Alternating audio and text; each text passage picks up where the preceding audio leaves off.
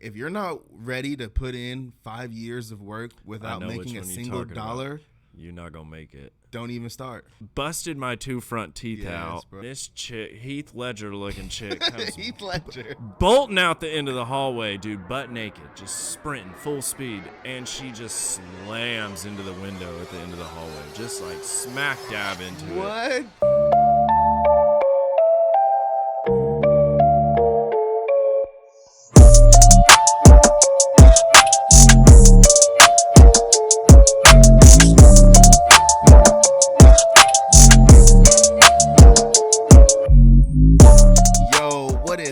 With you guys, we are back with another banger here with Everybody Hates Jae. As you guys can see, we are in Southern Fried Vintage's humble abode here. This is such a nice place. I love this store. You guys can see some of the decoration here behind us. We can't quite get the full interior detail in the picture today because of the racks and everything, the logistics, but we got a good little piece of the store in here for you guys, so make sure that you guys come on down and check it out. But you already know who we got here today. It's my boy Travis, owner, operator, Southern Fried Vintage. So how you doing today, my guy? I'm good, bro. I'm good, man. Good. Appreciate you coming. You might want to move that mic just a little bit closer a little to closer you. Right here. Yeah, we good. And you can also move it up too, so that way it's more bro. There we go. Yeah, there you go. But if it's if it's crowding you though, you know what I'm saying? No, you're good, bro. Give You're yourself good. some room for sure. I'm not used to this. I don't usually do this, folks. So it's the first time, right?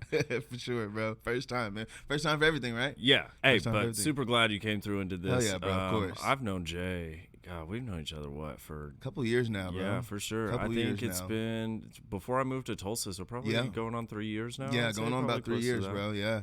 Just from out at the sneaker events, bro. Holding it down, man. Taxing me on my Vermilions I got from you a few years back. You said I did what? Taxed me on them, man. No, bro. I gave you a steal, bro. Dude. Everybody knows I got the steals. And then I know you left them out in the car because I got home and they were one size too small, so I know they got hot and shrunk up on me. No, not the Vermilions. Hey, I did do that with my Yeezy slides, though, bro. I remember seeing that. I left those in the car, bro. And they definitely shrunk, like this. Bro, I was salt. Did you look up any of the pictures where they were like this big? I have seen those pictures too. Yes, crazy. Bro. That's crazy.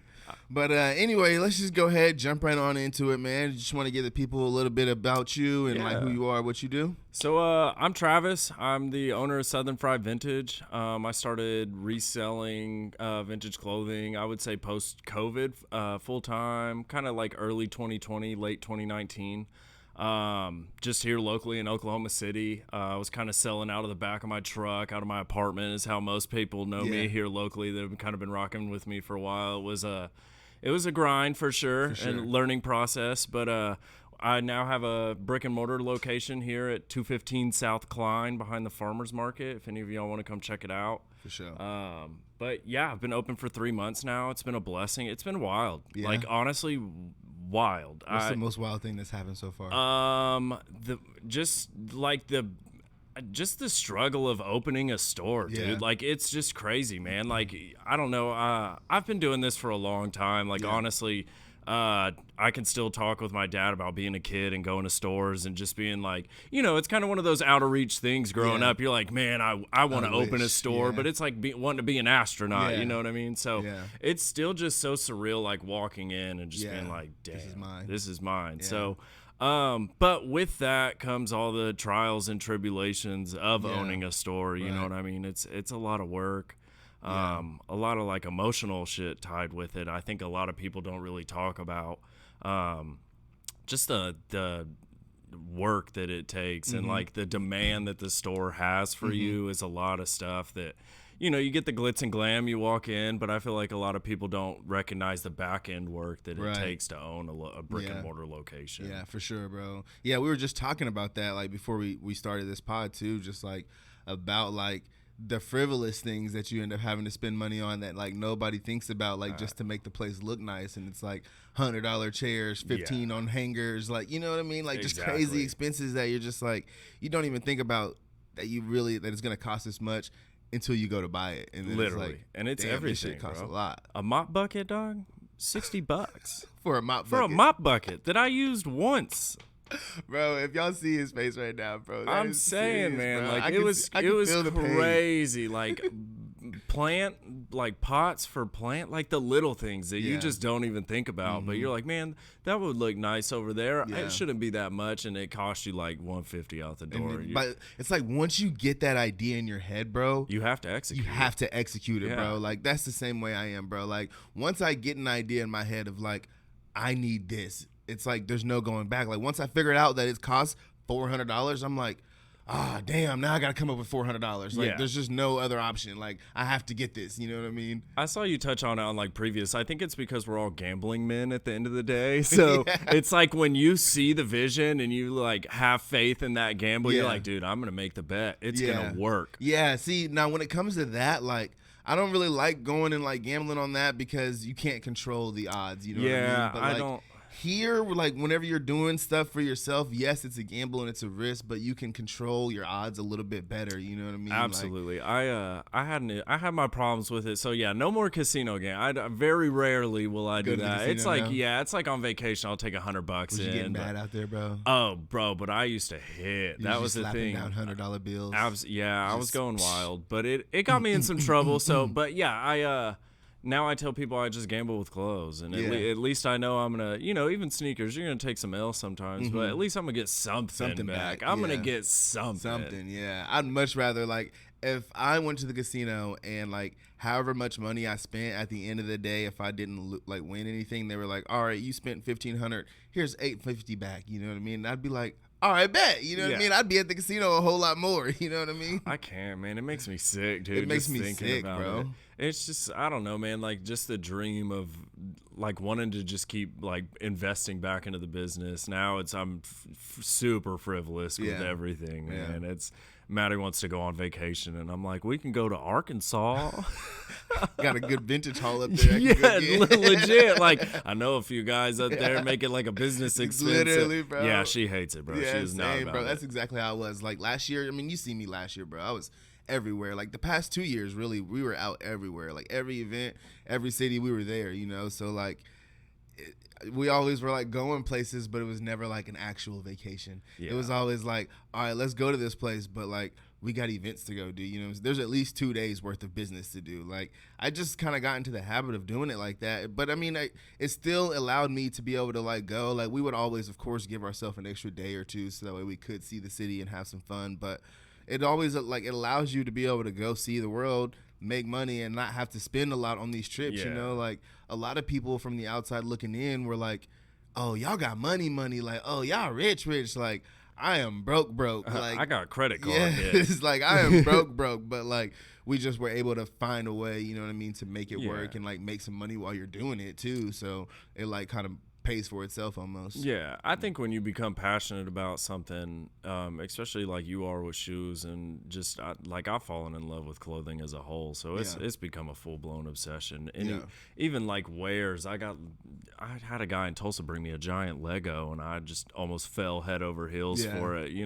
but it's just the nostalgia of stuff and just enjoying like the memories and just the quality, those one-off items that are just either hard to find or just something that's been pre-loved, or just that pair of shoes. It's like, man, those colors or something that speaks to you. It's like, you're gonna acquire the item. Like if it's something you want, at the end of the day, if it's hounding you that much, just get it, man. So speaking on that, like what was it that like got you into like the vintage scene? Like what was it that kind of made it kind of stand out to you? Vintage, it's funny. So there's a guy locally, John. He'll probably roast me for this, but we used to hang out at 10th Street back in the day, man. I used to just I was like almost like a groupie, just hanging around over there. They let me buy stuff they would pass on, and so at the time there was this kid John that would come in with like armfuls of clothes, and it was like right before the world shut down for COVID, so my hours got cut. I was working in the oil field, like just the economy was rough, and this kid would walk in, and sometimes he'd walk out with $50, and sometimes he'd walk out with like $500. So just curiosity killed the cat after time. I was like, yo man, like what are you doing? Like how are you doing this? And vintage was like kind of slowly rising up. It wasn't what it is like at its prime, but it was definitely building up to that. And there was really no one out looking for it. People were just, they had that money coming in, so they were just buying $200 shirts because they didn't care. It was all free money. Yeah, free money. But so this kid takes me up to the Goodwill bins, and he starts just like, I was overwhelmed, did not like it, but just kind of stuck through it, and he taught me a few things. And as that progressed, it just, you lead. It's almost the unknown that drives you into it, because you really never know with vintage. There's so much one-off rare things that you'll never see, and it's just like, how did I come across this at this place at this time? So it's kind of again, it boils down to that gambling thing, dude. Like, am I gonna find a $1,000 shirt today, or how do you decipher from like what's real and like what's fake? You know what I mean? Like, there's so many like different clothes and stuff. Like, how does someone like me or someone like the average viewer that's listening, like, how do they know like whether or not they should spend $200 on this vintage piece, or whether this vintage clothing is like actually just an old piece of clothing? You know what I mean? So there's a few like key deciphers. You can always check the stitch on it, single stitch, double stitch, the tagging. The fakes aren't as prevalent in the vintage community as they are in like the sneaker world. Stuff, not to say that there aren't fakes, but they're typically faking. Most people know of the shirts that they're faking, and the shirts that they're faking are, $2,000, stuff like that. You can find some band tees, but typically you can tell the difference if you see a real one next to a fake one. The color quality is never there. The same things you would see on a shoe. There's going to be kind of cue differences, and it's just it's doing your due diligence before you spend money like that. The same as you would do in a sneaker. know, I just tell people, hey, if you're unsure about something, then I wouldn't buy it. You know what I mean? Like, if you're questioning it that hard at the end of the day, either run it by someone you trust, or, just maybe hold off until the next time, or until you can see it in person at least. So, like, what was it, like, when was it that, like, you got into this vintage? Like, when did you start kind of, like, realizing, like, oh, snap, like, I could maybe, like, do something with this, like? So, I lost my job. And that was like the oil field? Yeah, so I lost my job doing production work for the oil field. The world was shut down. I popped dirty on a drug test. Bro, oil field work sucks, by the way. I've never worked in the oil field, but one of my best friends, like, since like elementary school, Skylar, he has worked in the oil field, bro, and like, that shit sucks, bro. And not only that, but that motherfucker stank, bro. Like, not like him personally, his feet, bro. Like, dude, bro. Oh my gosh, it's funny you say that. So, oh my gosh, my first summer was super busy. We were pumping out production, so I was working 80, 90 hours a week. Yeah, we had to wear steel toe boots. Yes, bro. When you're in, it's like 100 degrees outside, and you're working, and you like your socks. We weren't really changing our socks, exactly, so you probably should bro. Change your socks out through the day. But like, they get so dirty, you know what I'm saying? It's like, bro, like, what am I gonna do? Buy a new pack of socks every 9 days? My feet got so bad that my dad, like, we went on a trip, bro, and I was wearing Gucci slides, and I just pulled my foot out of the sandal, and like, my dad pulled to the closest Walgreens, got that stuff that you spray on your feet, bro, and like would douse me in the mornings with it. Like, he was so adamant, like, dude, your feet are gonna be the death of me. So I know, dude, I know the smell. It's bad. You're not wrong. It's that's bad. How he was, bro. It's like, rough. Every time, bro, you'd come over, bro, and he'd take off them boots, bro. Leave them like, boots I'm about on, to bro. Go home, man. Yeah. I'll catch you later, bro. Dude, and it's bad. Like, you can't get rid of it, dude. Bro. It's there. He showered every day. No, bro. yeah. Like, that was literally the first thing. You could tell he was showered, because if you ever saw him when he got off of work, he looked like me. You know what I mean? Like, bro was dang near black. Like, then he'd get out the shower, and like, his feet still. And I'm just like, bro, how do you get out the shower? You gotta get that spray, bro. I'll send you the link. You can get in the spray. He don't work in the oil field no more, thank okay. God. So yeah, his feet problems got tamed. Okay, now, cool. Yeah. We got it taken care of. He still got some stinky Actually, feet, though. for whatever reason that brought up. Okay, so I ordered this crew neck off a guy in Texas a few months back, like February. We moved to a new build neighborhood, so we've had issues with the mail. It's just because the house doesn't really show up yet or whatever. And so Maddie shoots me a text message the other night, and it's the crew neck, and she goes, "This guy just pulled up to the house and knocked on the door and dropped off all this mail." I was like, what'd he say? Why'd he have our mail? She was like, well, he said he had depression and he hasn't been checking his mail since February. So he apologized. And the first question I asked her was like, was he okay? And she was like, what do you mean? And I was like, man, there's no way I would admit to a random stranger that I was depressed and not checking my mail. Like, I feel like that's a cry for help. Low key. And she was like, no, I just said thanks and asked for the mail. But I was like, bro, he's literally had that package for almost 3 months now, Dang. just chilling. Just chilling. But it's wild, dude. Probably Like, wore the hell out that thing. that's what I'm No, thinking, bro. He probably did. Low key. I thought someone stole it. I was like, man, with all the package thieves, I was like, dude, how mad would you be to think it's going to be an Apple Watch or something? You get home and it's an old crew neck. Old crew neck. Has like little stains on it and stuff. You're just stains. like, dude, who bought this? Who the hell brought a freaking old crew neck with little stains stained on it? up sweater? Like, how much did you pay for this thing? Literally, bro. The first week we moved in, there was like a lick of like car break-ins down the street, and Maddie didn't lock her car one night, so they like got her gym bag out. She had like her Seafoam Jordan 1s in there, AirPods. Oh no, Dude, they just left it outside. They next car down, they got her Louis purse, just left it outside. So they didn't take any of the stuff? No, man, they were just like getting stuff and throwing it down the middle of the street. But it was like, dude, we were just walking down the street picking stuff up, and it was just like one thing, like Jordans, bro. I probably found like 3 or 4 pairs of people's like gym shoes, like Jordans or hooping shoes, or. I was just like, what were these kids trying to steal, man? Like, what did they want? What? Who's going to pass up on the Jordans and the Louis pairs? That's what I was wondering. Going? Like, man, never mind. You guys passed up on all the good stuff. No money in here. Yeah, I think that's what they were after for was cash. Yeah. But it was just like, it was so random and weird, just out of the blue. And then everyone got those like chirp security systems or whatever. So we just got a puppy, and now whenever we walk around the block, every house you go down, it like does the doodle-doo, and it's weird, man. It makes me feel like I'm in one of those like futuristic TV shows where all the houses look the same, like Dr. Seuss or something. Dude, I was literally walking down the street just the other day, bro, like walking by, and like same thing, bro. I hear a little doom, and I'm like, what the hell is that, bro? I'm weird, like, bro. The mailbox? Is the mailbox beeping at me? Next thing you know, it's gonna be like telling you to stop and shit. Literally, register. Bro. Hey, that AI, bro. Like we was talking about, bro. That's the AI. How do you feel about AI? We was talking about it a little bit before, but like I've seen, especially now, like with ChatGPT and with like the new Snapchat AI thing, like a lot of people are like freaking out. They're like, oh, AI. There's so much information that they have.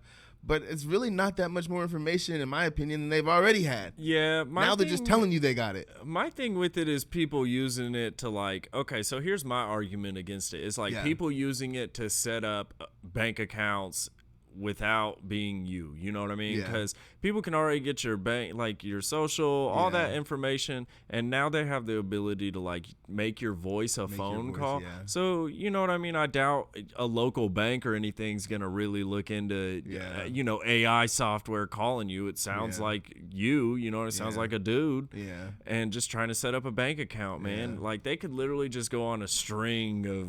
You know what I mean? So that's what worries me is just people using it. Yeah, I get it's fun and everything, but it kind of weirds me out too, bro. Yeah, it weirds me out.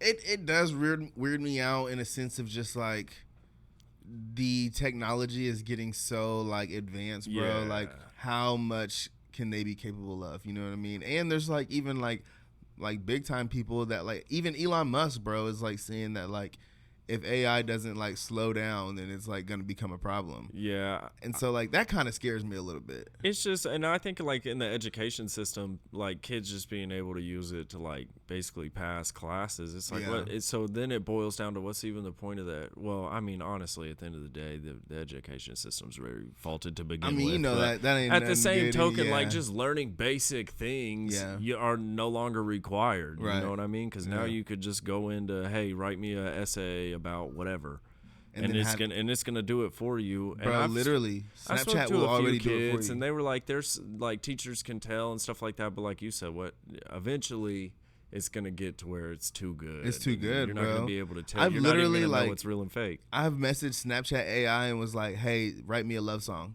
3 seconds later, like I have a full love song. Like I got 2 verses, I've got a chorus, and I'm like, dude, this is actually crazy. I mean, it's not a great song, don't get me wrong, but the right person singing it, it could fuck around and be the next hit. You know what I mean? That's all it takes. That's the crazy thing, bro.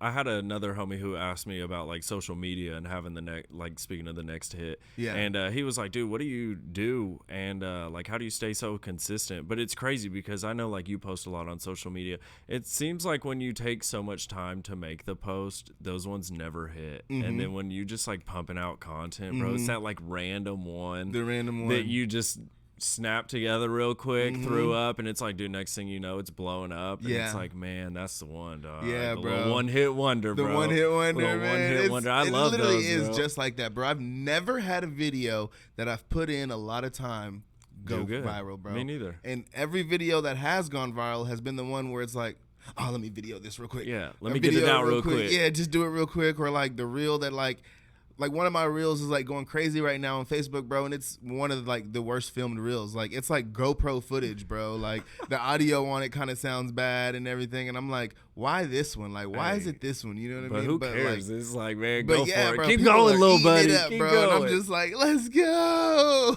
I would say that's probably been my biggest hurdle as a business owner has been the social media. Social for media. sure. Yeah, by far the hardest part of the job. Yeah, dude. I don't think a lot of people like understand, bro, like how hard it is to make a 30-second video, bro. And it's a lot, man, because honestly, if you really look at it, like go on IG and look at a lot of the bigger like vintage, there's like clothing stores, a lot of them are still like streetwear and sneaker based. There's a store up in Kansas City, Reset.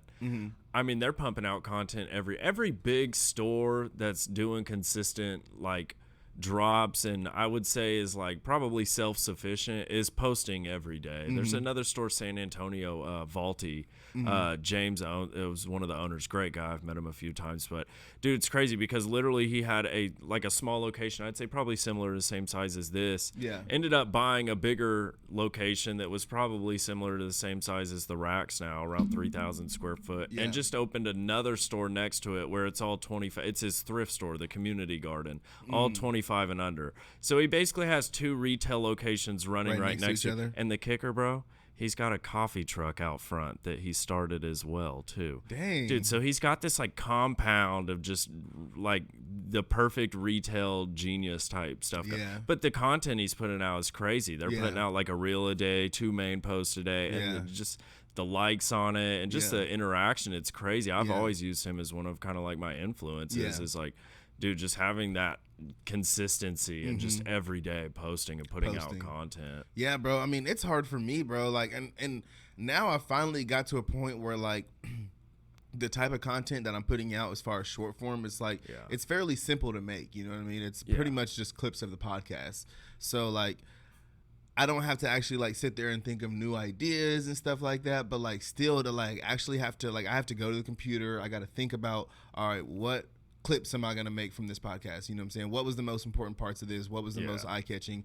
Do all that, clip them all up, get them put on my phone, and then like schedule them, post them. Like, because I post 2 reels a day across 7 different like accounts. See, that's wild. Bro, it's so freaking stressful, bro. That's like taxing. It's so stressful, bro, because like sometimes you might mess one up. You know, you might post one that was supposed to post on Wednesday on Thursday, and now like, but you posted them right to 3 other accounts, but these other 4 accounts, they're messed up. You know what I mean? It's just like so tedious, bro, which is like why I'm glad that like I've been able to offload a bunch of this work onto like Sky Solutions, which I'm about to make a plug real quick. Absolutely. But Sky Solutions, that's where like she comes in and she helps with like people that have a lot of content that they need to be put out. They have stuff already made, but it's just hard for them to stay consistent on getting that stuff made, because you would probably, I bet you there's probably a lot of people that are watching this podcast that like that do make a lot of content and they have it just stored in their phone.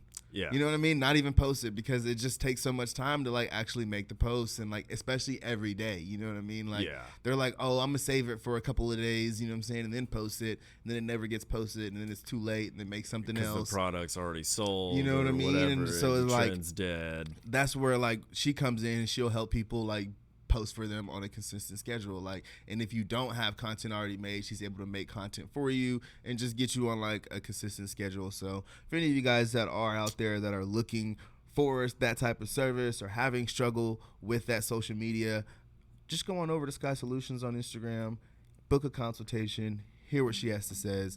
I'm guarantee you it might just work out for you. So, but anyway, let's get back onto it. But yeah, bro, like it's a real struggle though, bro. And like I completely feel it, and I like.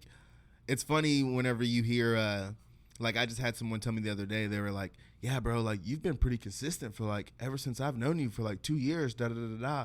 And I'm just like, if you only knew how inconsistent I've actually been, you know, from the outside looking in, you know what I mean? Like seeing me post, like you might see one of my posts every day. Yeah. But like you don't know that those posts are like 2 weeks apart, you know what I'm saying? Like I haven't realistically made a new piece of content in 2 weeks, you know what I mean? Like, so now I'm glad that I've finally been able to get to a point where like I actually am doing consistent, but it's still like, with that being said, I still slack on story posts, you know, like I post consistent reels, but I don't really have consistent like Instagram posts. I don't really have consistent story posts. So it's just so hard to like get it's it a lot, all. bro. It's like juggling, dude. It is, bro. It really is. Man. And luckily I just have one account that I'm focused on, and even that, so I could only imagine being spread across how many platforms. Yeah, that would bro. Be insane. It's pretty crazy. But it also like, I mean, it increases my chances, you know what I mean? Well, yeah, so you got I'm a bigger like, net. If I got to do it out there, you got yeah, bro, literally, bro. Like, and for someone like me, I feel like that's what has to be done. Just because, like, I'm such a small person, bro. Like, I didn't start any of this. Like, I didn't start this podcast with 5,000 followers on Instagram. At least, you know what I mean? Like, I started this podcast with less than 1,000 followers on Instagram. I have like 200 followers on TikTok. You know, it's a what I labor mean? of love, though, man. Yeah, labor bro. of love. Like, yeah, for sure, bro. But it's also like humbled me though too. You know what I mean? Like it's humbled me a lot, bro. For because sure. I thought whenever I started, like, not necessarily like the podcast. Now that I started the podcast, I know. You know what I'm saying, what to expect. But like when I first started doing YouTube, I mean, I thought this shit was gonna bang, bro. Like I thought it was gonna blow up, bro, in like a week. 4 months, you know what I'm saying? 3, 4 months, 6 months, I was gonna have 10,000 subscribers. And here it is like 2 years later, bro, and I still don't even have 1,000. Yeah. You know what I mean? It's like so surreal of it's just rough, like, bro. It is, bro. But it's just kind of disheartening sometimes too, because you see some of the content that people are putting out, and it'll be like somebody cutting a block of cheese, bro, with like 100,000 views and like, you know, thousands of likes. And I'm like, what? Literally, bro. How? Why? And that's another thing that like I've struggled with too, bro, is I've seen so many other people that have had success whose content like hasn't been very much better than mine, you know what I mean? Like realistically, like, and now that I've gotten better equipment and stuff, like I could literally do the same type of content or better, you know what I'm saying? But like even if I were to do that, it's still not going to get as many views, you know what I mean? Or as much love as like those people that have already built their self up. And it's like, damn, you know what I mean? It's kind of like I said, bro. It's like part of opening a store, man. It's that like the struggle of it, man, and learning curve and just learning what they've learned along the way. You know what I mean? It's a love and hate relationship, because sometimes you're like, I'm over this. Over it, bro. You know, at the end, when you do hit those milestones and you're like, okay, this is like, I'm glad I stuck it through. I'm glad I learned. This is why it takes time to acquire information. Right. And that's like when people ask me about vintage and how do I, you know, appraise it and how do you know about it with just so much different stuff. And, you know, you're never going to learn everything about vintage. There's always going to be something new. Yeah. So it's just kind of learning a broad spectrum and being able to kind of just fine tooth comb stuff from there. But it takes a lot. It takes years. There's no StockX for vintage. You know, you got eBay, but some stuff you can't even find on there. So it's just, you kind of really got to roll the dice and hope and pray that it's a banger, man. Right. And that you're not about to drop $100 on some like high school random team or like team shirt. Right. You know, so I always tell people it's years. I spent like when COVID hit and nothing was open, they started doing these live auctions on Instagram. You know, there was no Whatnot or anything at the time. It was just Instagram Live. And dude, it was insane. It was like a whole conundrum about it. These people would have like 500 people in their lives like buying. There was one Aladdin shirt, Genie and the Lamp, went for like $6,000 or something like that. It was insane. Yeah. And it was on Forbes magazine. Really? Actually, yeah. That was when the whole vintage scene kind of like really blew up, I would say take off. Well, not like, you know, not initially, but like the market just went insane. Shirts that were, you know, $20-$30 years before were now $300, $500, Right. and people were spending the bread on it like it was nothing. Like it was nothing. Yeah, it was crazy. So it's kind of a bittersweet moment hearing other businesses talk about COVID and how it affected them so negatively when it's in a reseller's, like in our state of business, it was almost a booming. It was because everyone had money and they were buying stuff they didn't need.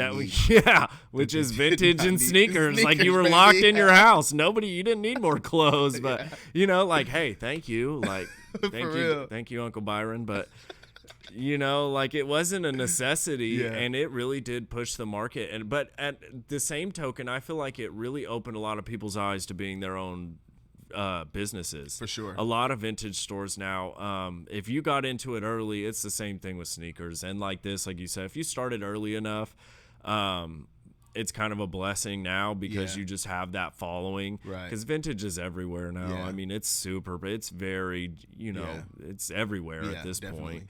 So it's really just how do you display it? How do you convey it to people and, make it different, make it fun? I feel like, anyone could put a shirt on a rack and sell it, but it's how do you make the shopping experience that much better for the customer? Bro, earlier, whenever you said, whenever you were talking about, like spending like $100 on just some random high school tee, bro. Oh, yeah. Tell me why one day, bro, we were in Bartlesville. That's where I used to live before I lived here. I got you a story for you in Bartlesville. Yeah, let's hear it. Let's hear it. Lord. So we're in Bartlesville, bro. We're walking, like we normally like kind of just take walks around the neighborhood. So we're walking around the neighborhood, and I've got like some vintage T-shirt on. I don't even remember which one I had on, but it's some vintage tee. And some guy, he's like sitting on his porch, and he's like, "Hey man," he's like, "You like stuff like that?" He's like, "You like shirts like that?" And I was like, obviously I'm wearing it, you know what I mean? I'm like, yeah. And he goes, "Come check out what I got for you." And I'm like, what? You know what I'm saying? Okay. Like usually I'm not like about to go in, like even like my girl looked at me like, I know you're not about to just walk in this man's house, but I'm like, you goddamn right I'm about to go walk in this man's house. The vintage took over you, bro. The vintage. Bro, I'm like, what does he got? You know what I mean? And I just walk in, bro. Tell me why this motherfucker has racks in his house full of Bartlesville High School T-shirts, bro. Tie-dye T-shirts, bro. Bartlesville Bruin T-shirts. And he's like, "You like these?" And I'm like... The way you said that, bro. Yes. You like these? He's like, "You like these?" Like, I got all type of stuff. Sound like those New York dudes colors. Open their jackets, man. Bro, he's like got so many different colors of like different tie-dye T-shirts, and I'm just like, homie was repping the hometown heavy, bro. Like, he was that old dude at the cafe at 6 a.m. like black coffee, bro, just bitching about the quarterback. This kid's like 15 years old, and he's got grown men. Right. Like, yeah, you better get out there, boy. Bro, I was so disappointed, bro. I'm like, yeah, man, this ain't really the type of stuff I'm ready to. I try to give it to him nice because at this point I already am in this dude's That's house, the hardest part of the business is telling people no, man, because they're like, at this point, I feel like an ATM. So when I tell them no, they're like, "What do you mean my pin's incorrect or insufficient funds? Like, give me my money now." So I'm like, "Dude, I'm sorry. I can't do it, bro. Yeah. It's not for me, man." Yeah. Anyway, what you got about Bartlesville, bro? Dude, bro, crazy story. I don't condone drinking. I did unfortunately operate a vehicle one night. It was after Tulsa Tough. Okay, so it was. What is Tulsa Tough? It's that bike race that goes on. It's supposed to be like like motorcycles. Nah, dude, like pedal bikes, bro. Pedal bikes. They go. So on Sunday they call it Crybaby Hill. You know that hill down. I've heard of Crybaby Hill. Yeah, it's wild, bro. Yeah. Go check it out for sure, but don't drink because it'll get you in trouble. Yeah, for sure. But. But anyways, so 3 a.m. I'm awoken. Oh, bro, nothing good happens after 2 a.m., bro. Yeah, bro. So I guess I was cruising my truck down the highway. No phone on me, no wallet. Didn't know where the hell I was. Oh, you were one of those. Yeah, I got blurped over in old Beesville. So I took a nice ride over to Washington County. Oh, man. Hey, they were actually kind of cool over there. They weren't too bad, man. They weren't too bad. They let me out. They popped my cell. Let me watch, what was I watching in there? It was like Buffy, but not Buffy. It was some sort of like vampire TNT show. Yeah. So they let me chill. I was thirsty as hell. I wanted a milk so bad. Milk? I could have swore they brought you milk in jail. They don't. You drink water out of the toilet. So if that doesn't make you not want to go, it's not cold. It's just toilet water. It tastes like the aluminum toilet you're drinking. Literally, yeah. So good. don't drink and drive. Do the Uber, bro. I promise. It's 10 bands. I have spent 10 bands on this whole process. So let's get into that a little bit because we were you've shared that with me before and stuff that you kind of did go down a road before of like drinking and Yeah. stuff. So like, what was that like, man? Like, especially like kind of having that realization of like, It was rough. I got dude. a problem, you know? But anyway, so yeah, wake up. I'm in Washington. Oh, yeah, back to finish the Bartlesville. story. Yeah, we're gonna finish this. So Okay, I'm in okay. Bartlesville. Yeah. And I had no idea where I was at. So you know Sean, the owner of the Racks, dude. It's like 5 a.m. I finally get a hold of him. He's like, "Where are you at?" I had to ask the officer where I was. No clue. Never been to Never even heard of Bartlesville. Really? Never even heard of the place. I wonder how the hell you got there. I think I took a wrong exit, dog. Oh, I just driving? I don't know, bro, but I was Damn. cruising, bro, Yeah. for a hot minute apparently. Like yeah, I was just, that's a good 45-minute drive. 50-minute absolutely, drive. yeah. I have no idea. So, dude, so they let me out for my arraignment the next morning. It's in like 30 minutes after they let me out. I have been working on my body at the gym the year before, so I'm in my Lulu like 4-inch inseams and a tank top. Oh. Bro, I had to go before the judge in court, and he just looked at me, and I knew, bro. I knew I fucked up. Oh, I'm done now. Yeah, he was I'm like, toast. you couldn't have picked, and I was like, dude, y'all just let me out, man. Yeah. Like, just let me out. Yeah. And, but yeah, luckily he let me off. He didn't get on to me too bad. Yeah. Left Bartlesville. There's a Frank Lloyd Wright building out there that's really cool, but otherwise, nah, stay out of Bartlesville. It's Never going nothing back. nothing good up there happens. Yeah, stay away from there. Bro, that is funny, bro. I luckily have never been to jail since I've been 18. But I did go to like juvie a couple times, and like, Okay. bro, that shit does suck, bro. It's that trash. Shit does suck. Yeah, That shit sucks bad. never want to go back. My cousin though, she kind of had like some issues in Oklahoma with DUI and stuff, and so I've always been scared of it since then, bro. Like I'm literally It's- like, bro, if I have one drink, bro, I'm on my girl like, hey, you need to You drive. don't I had drive. one drink 3 hours ago. Yeah, I don't. She's like, yeah, you're not drunk, and I'm like, I could blow hot on a breathalyzer. So, hey, you never know, I'm and like, it's I don't crazy. Like anything could happen. My girl, one of her coworkers, she still bartends on the weekends just for a little side cash, and she's a people person. She Yeah. likes, Maddie, she's Yeah. bubbly. But dude, so this girl just got a DUI not too long ago, and actually, I guess she ended up getting in a motorcycle accident the other night, and Yeah. like broke her toes and her hands. And Maddie showed me a picture of it, and dude, it was rough. Damn. I looked at it for maybe 5 seconds. I was like, nope. Nope, Too don't wanna much. see that too no much. more. So it's definitely one of those things that I always tell people. It's like it'll never happen to me until it does. Yeah. And it will. Like Yeah. it's just inevitable. And that was the thing. So yeah, I had my little stint with it. You know Yeah. what I mean? It starts out as fun, I would say. You know what I mean? Just social drinking. You know what I mean? And then some people can handle it, and I would say that I just started using it for the wrong reasons. You know what I mean? And it kind of started out as fun, and the next thing I know, I was like, yeah, just every day, kind of wouldn't admit I had a problem, or would make light of it. You know, didn't really want to talk about it. Yeah. I was I was working in the oil field, so Yeah. I was a tough man. Yeah. You know what I mean? I Yeah. had to keep up that persona that I Right. thought I had to have. So. I ended up actually like going through a real tough time with it one year with gambling. I had a bad gambling addiction as well. Yeah. And I just called my dad one night, man. It was like the week before Thanksgiving, and I was like, dude, you got to go like check me into somewhere. Like Yeah. I'm going through it. I just don't feel safe. Yeah. Like I need to go talk to somebody. Yeah. And so I get checked into what is that hospital down there by Cogs? Was that St. Anthony's or whatever? I think it's St. Anthony's. You know, I'm just thinking I'm gonna strut in. I'm drunk, but I'm like, man, I'm just gonna cry, talk about my feelings to somebody, and Yeah. I'm gonna go back home, and Yeah. everything's nah, bro. You get checked in there for a week, Yeah. no matter what. Yeah. And so I get checked into this place, you know, they start, I have to speak with somebody and shit. You know, I'm like, okay, maybe I'm here, so I may as well it a do try. it. Yeah, you know, I may as well see if this can actually help. Yeah. And man, I realized my life was not that bad, bro. Yeah. My life I should not have been in that place, Yeah. man. I had no right to be anywhere near why I was feeling how I was feeling. The craziest thing though, the last day before I left, this chick got checked in. She looked like Heath Ledger from Batman. I don't know if you remember when he Yeah. played the Joker. Yes. Dude, this chick looked just She's like like the her. most iconic Joker ever. Schizophrenic, like just crazy. And that's when I realized, like, man, I don't need to be here, bro. Like my life's good. I'm insane. I'm just making stupid decisions. Yeah. Dude, the last morning. So when you wake up, they wake you up at 6 a.m. It's kind of like jail. Yeah. And you have to like stand outside your room. So they're waking us up for checkup, and this chick, Heath Ledger looking chick, comes Heath Ledger. bolting out the end of the hallway, dude, butt naked, just sprinting full speed. And all the rooms are just down this one corridor. And she just slams into the window at the end of the hallway, just like smack dab into it. What? Full Falls speed? over, yeah, butt naked, dude. Full speed, At butt like naked. 6 a.m. in the morning. It's like that little yachty where it's God. like, it's 7 a.m., dude, like literally. And so this like team rushes in. It was like a movie, bro. Like with the insane asylums, like they rush in, grab her, stick her with some needle, and like haul her back off to this room. What Dude, the fuck? they checked me out the next morning. Never saw her again, bro. Like she never came out of that room for another 24 hours. She was Yeah. just slumped in there. Damn. Yeah. So I was like, okay. So I sobered up for a while after that. Obviously, I was outta like, here, yo, yeah. man. It's not for me. I'm not that kind of guy. Like, Yeah. I'm just a good old country boy who just has a little Yeah. drinking problem. Yeah.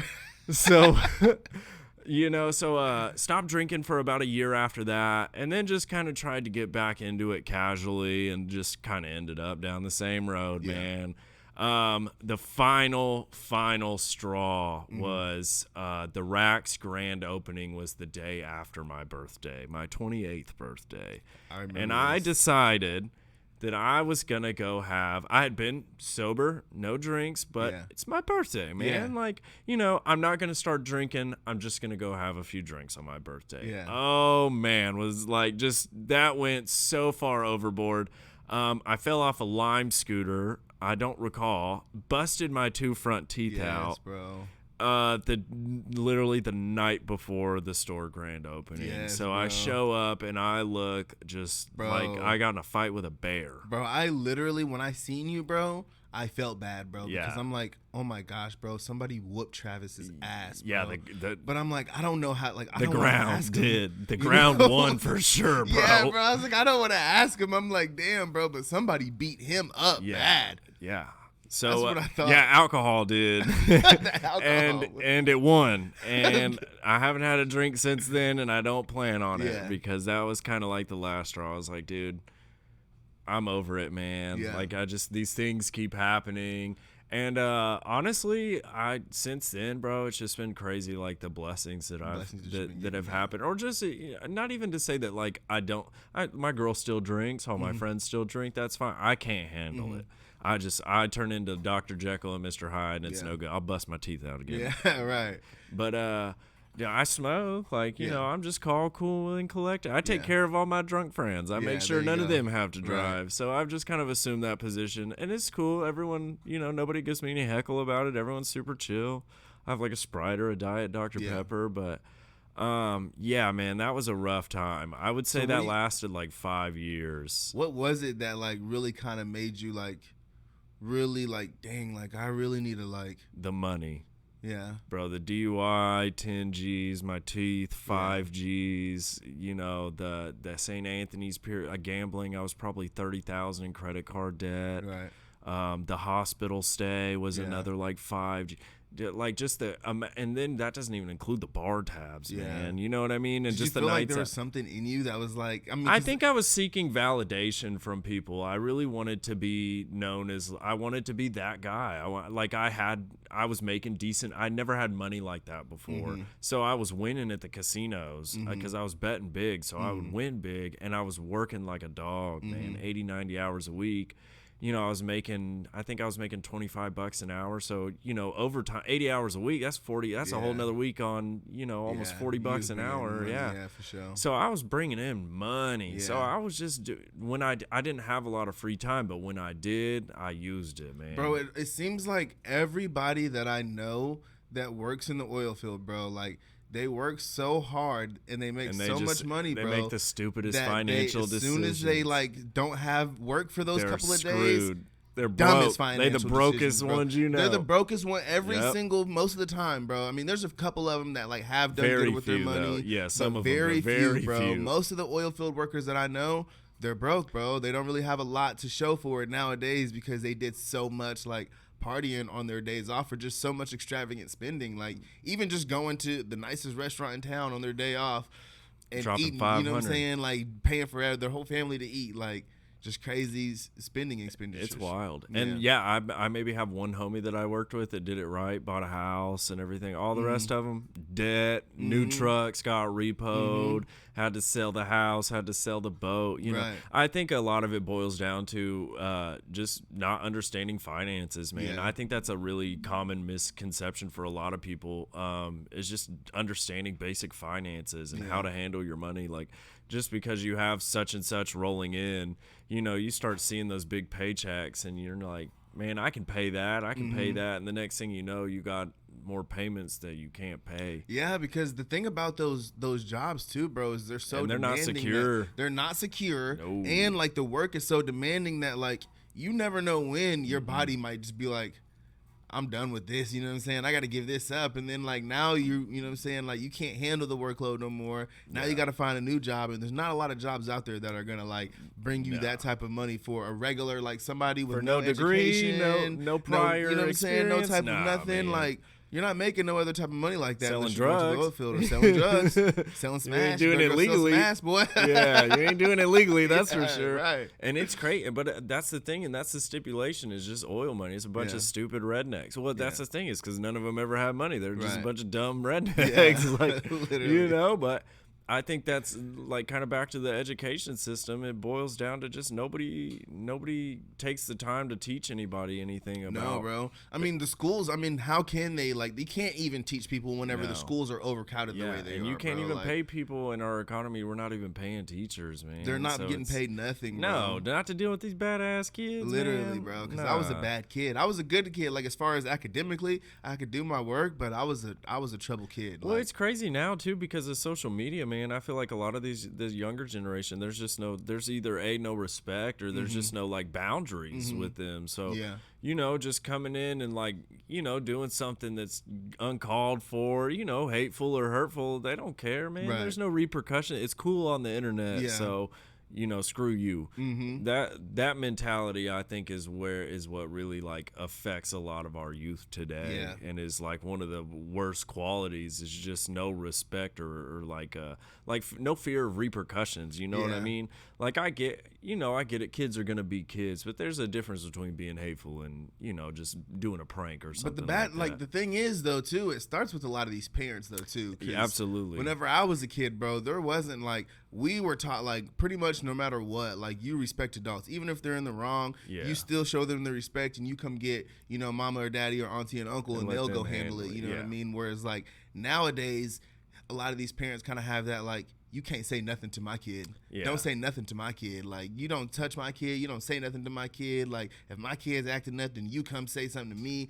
But like, how am I supposed to know? How am I supposed to like get a hold of you whenever you're at work and your kid's at school and he's causing problems? Like, I have no other choice but to say something to your kid. And once your kid gets out in the world and gets a job, they boss ain't gonna be calling you talking about, oh, Marcus ain't cleaning up good today, or you know what I mean? Like, Marcus gonna get fired. You know what I mean? Like, that's just what it is. Yeah, he done for. He done for. Get someone else. Exactly. That's nah, man. It's just crazy, bro. Like, just to see, and the crazy part about that, like on the back end, is so many people complain there's not jobs, and not even my dad tells me all the time we just can't find people to hire.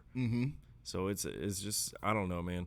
It's a weird kind of like financial standpoint I think we're at in time where a lot of people value their time more, but it's also like people are colluded in what they're worth when you're just lazy. Yeah, definitely. You know what I mean? Definitely. So, but I think that kind of also is easy to separate yourself, and what is if you are willing to put the work in. A lot of people aren't right now. So I always tell people, if you're looking to start a brand and stuff, it might be hard because you're a little late in the market. But if you're willing to put in the work that no one else is doing, which is probably 70% of the market, that whatever market you're trying to infiltrate, you're bound to succeed as long as you're like really true to yourself and really doing stuff that you enjoy or put your passion into it. Like, it's wild, man. I have people come down from Tulsa that drive all the way from Tulsa just to come shop here because of the curation that I've brought in. And then that's all time and effort on my end, but it's also like it's gratifying for me because to know that people really appreciate what I'm doing, and what I'm bringing to them. Yeah, they believe in like you and the brand that you're putting together. But then again, it's, you know what I mean? There's just people choosing this store over any other vintage store, you know what I mean, is always a dub in my book, because it shows, like curation and putting effort into the store. And I think when you start lacking on that end is when you kind of start, obviously we've seen a massive increase in sneaker stores in Oklahoma City. But it's just on the same end, how many have you seen shut down in the past 2 years? You know what I mean? So it's just like, how do you keep that edge to stay competitive and stay relevant, in the scene if you're not really passionate about it? You know what and I think that's what it ultimately boils down to, is how bad do you really want to do it? How bad do you really want it, bro? You know, because you're not going to open a sneaker store and make $1 million like Common Hype or you know, these big stores that you see. But they put the time in, man. They've been doing it for 5 years. You know what I mean? Even longer than that. It's just you haven't seen it. And you don't know what they're doing on a lot of these store owners, bro. That is their life. Zach, bro. Dude, I don't even know if Zach sleeps. If I'm bro, that's honest, what I'm saying, bro. That guy is crazy. I think he lives in that back. Y'all see the hat, bro? Like, you know what I'm saying? 10 toes. I'll be repping it now. Cam, bro, dude, I've seen, bro. Cam's there every day, bro. He's there every single day, bro. That's why he's got the Suburban, bro. He pushes a little button and a bed flips out. You know, I know he does, bro. He'd be there every day, bro. Did I ever tell you about the first time I met Cam? Dude, so when I was groupieing over at 10th Street and just hanging around, Zach and Colby would kind of, you know, I was selling them vintage at the time, so they would kind of let me come in early and, I, you know, just shoot the shit, whatever. And so Cam's in there, didn't, you know, no idea who this cat is. I just walked, what's up, man? I think I was about to take some pictures of some shirts or something. And there's just Yeezy 350 boxes everywhere.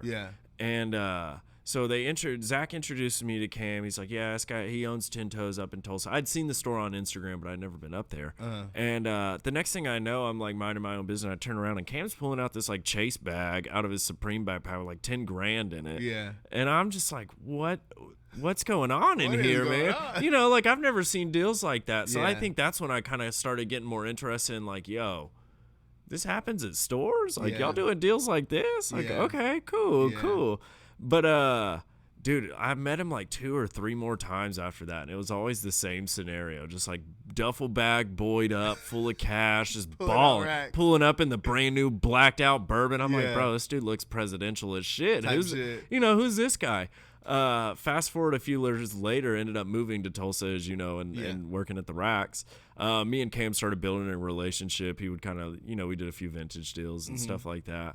And it's just so crazy, like meeting him and seeing him and like out in the public, because he's just super unsuspecting. You would never like just super kind of like chilled, not very loud, you know, kind of keeps to himself. And it's just wild because you would expect like a store of that caliber, like the owner, to be, you know, eccentric and in your face, like flashy, like dude's got a Chrome Hearts hat on and some other sleepers, but for the most part, you would never suspect. But just, dude, the super like just humblest guy I've probably ever met. Super humble, like super chill. Does not push anything his own agenda, and it's crazy. Homie's got like 2 stores. That's wild. And 10 Toes been open for what now? Like 5 years? About 4 years now. 4 years, 5 years. That's crazy. That's like anytime people talk to me about like stores that have stayed, I've always like 10th Street and 10 Toes are 2 in the lab, obviously. And they have 2 stores now. I mean, that's just now. That's exactly. I'm not gonna give away no sauce or nothing. You know what I'm saying? I'm not privy to be giving away information, but all I'm gonna say is they have 2 stores now. We gonna stay tuned. We gonna keep our eyes. Just stay tuned. Stay tuned for more. But that's, and again, that's like the dream. That's crazy. That's wild to see. You know what I mean? Just that growth. But again, I think that's what separates the people that are putting in the work versus the people that aren't. Yeah, dude. That because I remember once, bro, seeing a like a little snippet of a clip from Ice Cube, and basically he was just saying like, if you're not ready to put in 5 years of work without making a single dollar, you're not gonna make it. Don't even start. Don't even start. And that keys into like what we were talking about. Ever even since the little I've heard that, bro, like I've literally am like, all right, I got 4 more years to go.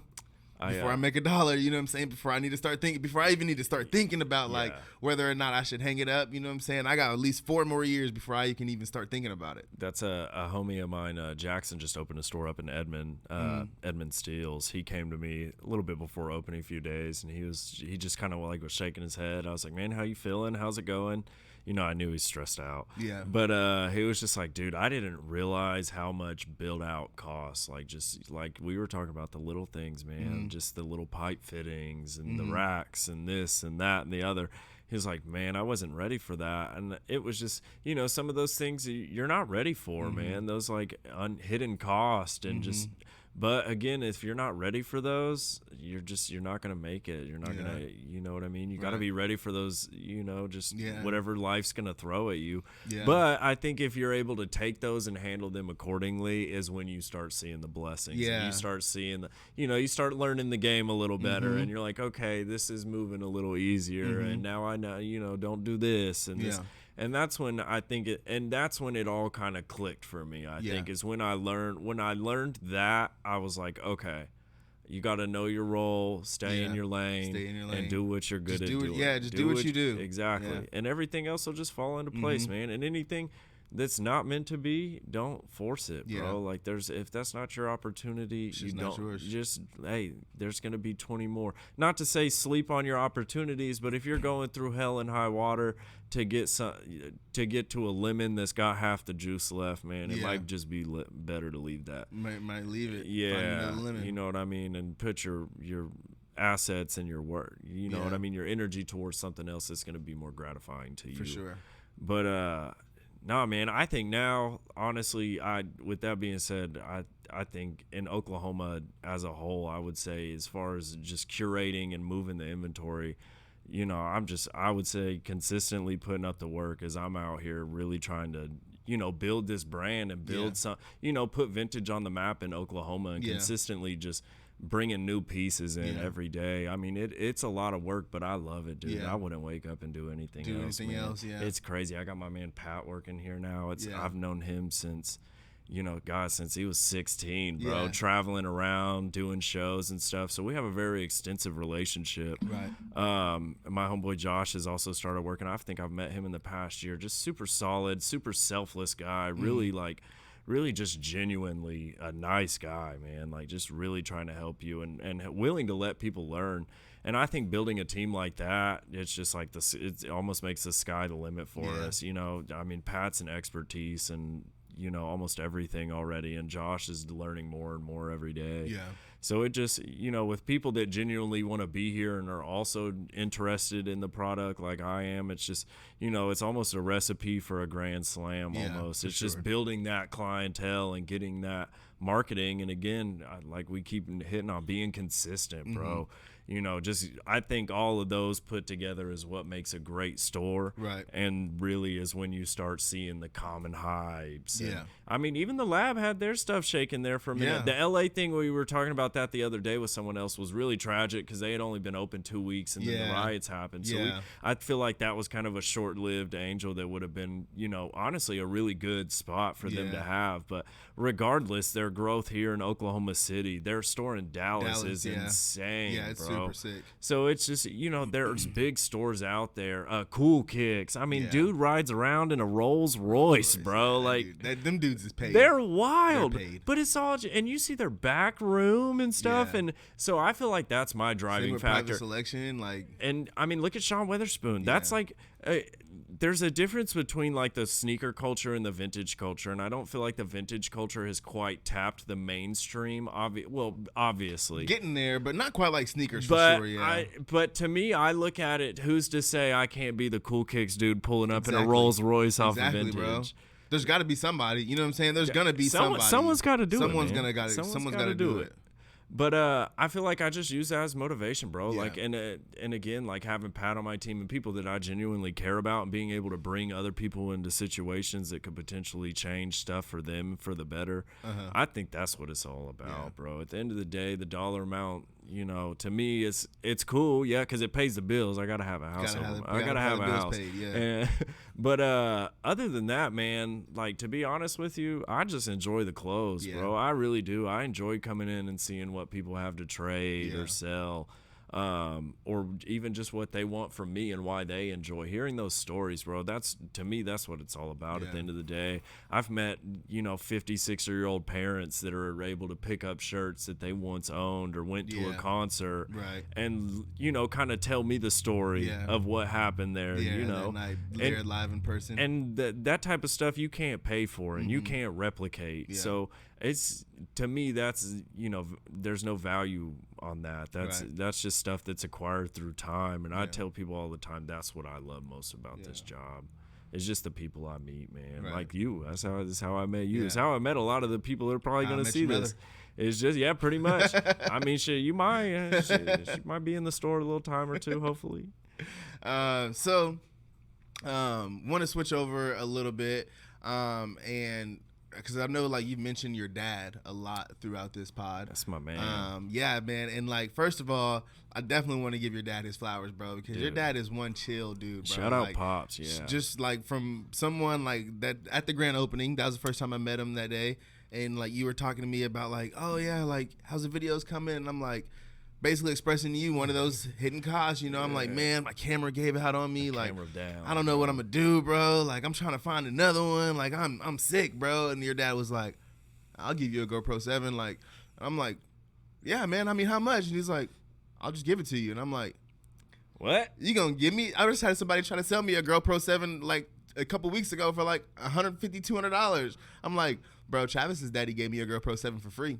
Yep. He was like, he did. oh, dang. Because he got the new one. He's like, oh, dang, that's lit. And I'm like, yeah, it was lit, bro. So shout out to Pops for that. Pops has been a big influence, bro. Growing up, I thought he was a dick. Yeah. Because I never saw him, and he was. Like, he was real tough as nails. But growing older, our relationships definitely blossomed into something that I really appreciate. Yeah. And just financially, the advice and stuff he's given me has really just been a game changer. But on not even just that, just his generosity and just his being, he's always been like that, man. If I have something and I don't need it, like he's never asked anything from anyone, and that's he's always been like that, man. As long as I've known him, you know what I mean? And that's definitely a quality that I'm glad that I've picked up. You know what I mean? And because you never know what that somebody is able to gonna be capable with that, man. That GoPro could have launched you through the roof, bro. You know what I mean? And it wasn't doing nothing for him. Right. So I've always kind of tried to do that as well too. Anytime I have an opportunity to help somebody else out or potentially put them on something. That's always my go-to, bro, because there's enough for us to eat all out here. I think in this business, and especially the resale realm, I mean, you have to be greedy to some extent, but there's enough, man. There's more than enough to go around. And even if you have what I've learned is even if you have the biggest hoard, 9 times out of 10, you can't sell it all. It's going to sit there, you know what I mean? So what's the point of you having it if you're not selling it? You know what I mean? You may as well pass it off to the next dude and let him, and put food in his mouth, you know what I mean? Because at the end of the day, my best supporters are usually resellers. Like, to be honest, I was thinking about making a limited drop and just doing a Southern Fried Vintage, your reseller's favorite reseller, because I swear I have more resellers showing up to buy wholesale deals than I see, sometimes more than regular customers, you know what I mean?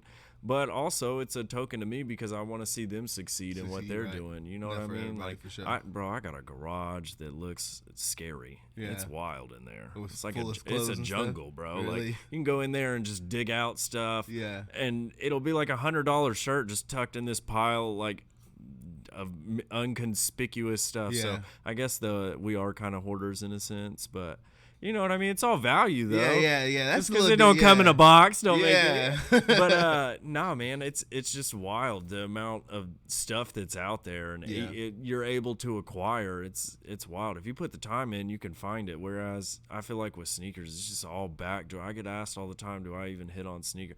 I feel like it's all backdoored in politics now, and it's so hard versus clothing. You know what I mean? Is easier accessible to people. Right. And you know what I mean? The rare prints can get a little harder and a little pricey, but it all just depends on how far you want to take it, man. If you want a $20 shirt, there's plenty of $20 shirts. If you want, so you want to go a grade up, there's 40. It's the same with shoes, man. You want a $100 shoe, it ain't gonna be as nice as a $200 shoe, but still get the job done. You're right. So it's it just depends on how far you want to take it. And Right. there's some people that, I mean, some of these shirts, man, they're collector's items. At the end of the day, they're not making them anymore. They're 30, 40 years old. It's kind of crazy that they even last this long, you know what I mean? real, So though. they become nostalgic to a lot of people at that point, you know what I mean? And just the quality wise is it's night and day difference, bro. You Right. take a shirt made nowadays versus something Yeah, made something made back then. and you throw it in a washer 5 times, the new shirt's gonna be Trash. done. Trash and Donezo. trash. Yeah. So, like, as the people can see, we're kind of winding down here to the end here, but I did want to ask about this. As most of the people I've seen, you know what I'm saying, we're in your store now, and a lot of the people that may be watching this or that may known, and like you spoke about earlier, you used to be at the rack. So, like, talk about, like, kind of what that was like and, like, why that kind of partnership kind of split, and, like, what has it been like ever since the partnership? Yeah, so I moved to Tulsa. Let's see, what was that? Was that November of 2021, 21? One of those years. I've known Sean I had known Sean for years. I was just going through like a personal thing. I had been in a retail location in Automobile Alley, and we were kind of working on a partnership deal at the time, and they ended up kind of just getting screwed over by their landlord. I don't really know the details. But I ended up, obviously, the location shut down. I no longer had that avenue. Yeah. And I really kind of saw that as like my stepping stone out of being a wholesaler, like full-time thrifter. I was like, okay, now I'll get more into the business side of it and less of the, sourcing side, which is, I love the sourcing. I still like to get back to it from time to time, but honestly, when you start trying to go to those next levels, it's the same as sneaker reselling. You're not sitting at Foot Locker lines, you know what I mean? You're backdooring stuff or buying wholesale or whatever have you. Right. So that was kind of that, like, dealt a really big blow to me, because I was just like, man, I'm working my ass off, like, and I keep getting a little bite, and then it's taken away from me, and I get a little bite, and then it's taken away from me. So I sold off everything, got rid of everything. Me and my girl had split up. It was just a really rough time. Moved back home with mom, thought it was going to make a difference, like just trying to be around family. Went horribly wrong. It was not. I slept on a cot for a month. My mom didn't even get like a bed for me to stay on or anything. So it was rough. It was definitely another tribulation I was going through. Right. But one day I just reached out to Sean, and I remember he had told me, like, yo, if you ever need to come back, like, you can come through. So I called him. Dude let me stay at his house for a few months, no rent. Like, really, like, Sean really hooked it up on that deal. Like, really took care of me. Took me in with open arms, treated me like family. Like, you know what I mean? It was just, I was really blessed to be in that position. Right. So started managing and operating at the racks. It was slow at first. The store was only open 3 days a week, I think. I came in and we shifted that to 5 or 6 days a week, almost 8 hours a day, and really just started putting out content. Started operating at a much faster pace than the store was operating of at the time. We went from, like, maybe people bringing in stuff, buying a few shirts, to we were buying everything, all of it. And inevitably, shoes just kind of came into the mix a few months later, and I took over that. Being, I've been collecting sneakers since I was a kid. And that really took off, like really took off. So after, 8 months of that, the revenue that we were seeing was just insane. But we were in a tucked off spot, really bad part of town.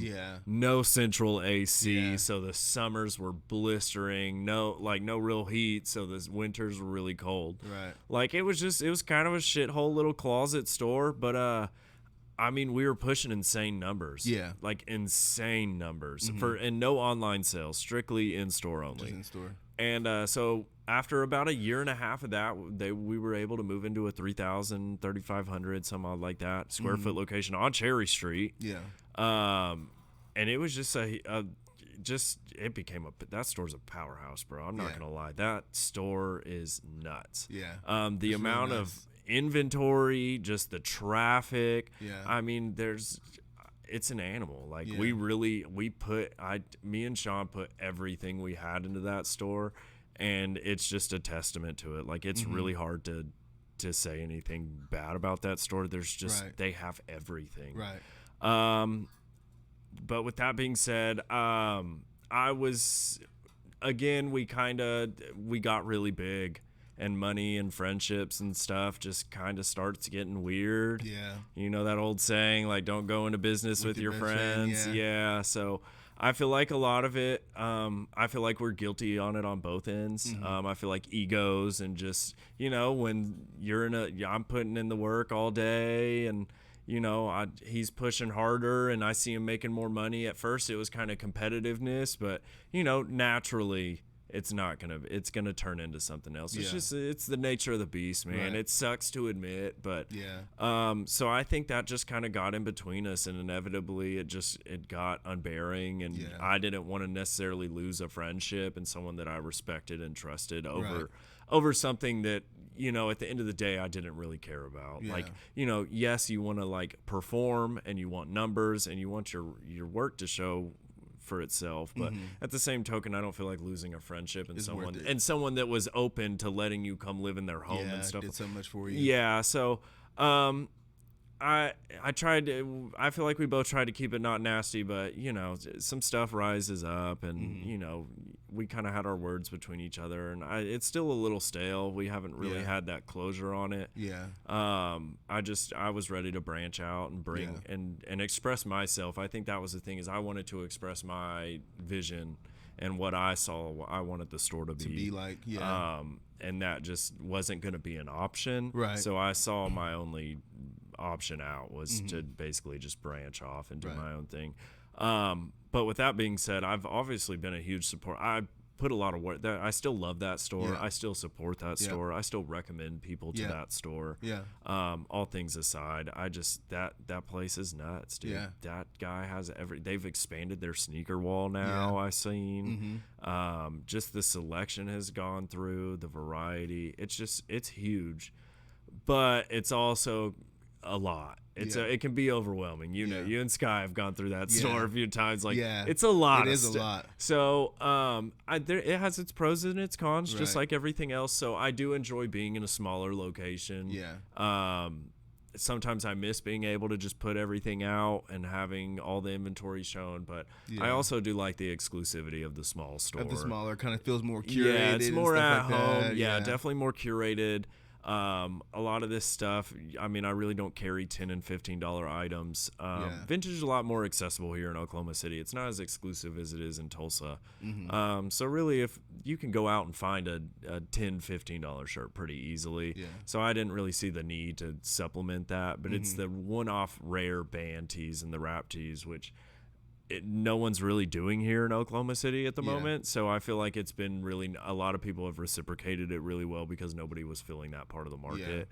And I also am one of the only stores that do consistent trades on anything in the store. So I have a lot wider customer base of people that just are happy that they can trade stuff in and not necessarily have to spend cash out of their own pocket. Right. So it's been a blessing, man. I get a lot of stuff through the door. Like I was telling you earlier, man, I ended up securing the olive Travis Scott lows in a women's 13, like crazy unicorn size. And homie just wanted some wrap tees, and I think he grabbed another pair, and that was it. So it was nice to get something that I've never been able to acquire because I never wanted to pay the money for it. But you know what I mean? And homie wanted a shirt that I'd had for a few years and wasn't necessarily, using anymore. So I really liked that aspect of it. We've been getting a few Thunder players in. And I was asking one of them, I was just like, man, what do you do with your old stuff? And he was like, kind of looked at me crazy, and I was like your old clothes, man. Like, what do y'all do with them? Do you throw them away? What do you do? He's like, well, I give mine to my little brother.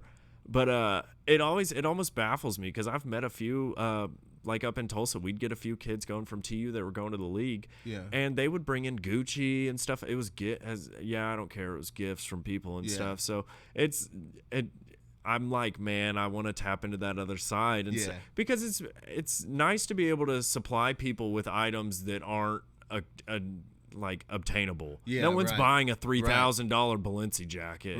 You know what I mean? But you buy it pre-owned from someone that doesn't care about it and doesn't want it anymore, and you can sell it for a third of the price. That's nice to be able to have those kinds of items. So I feel like that's been something that I've really wanted to start working on here lately is acquiring higher end items and starting to curate that a little bit more. Trying to just bring stuff that nobody's doing in the market right now.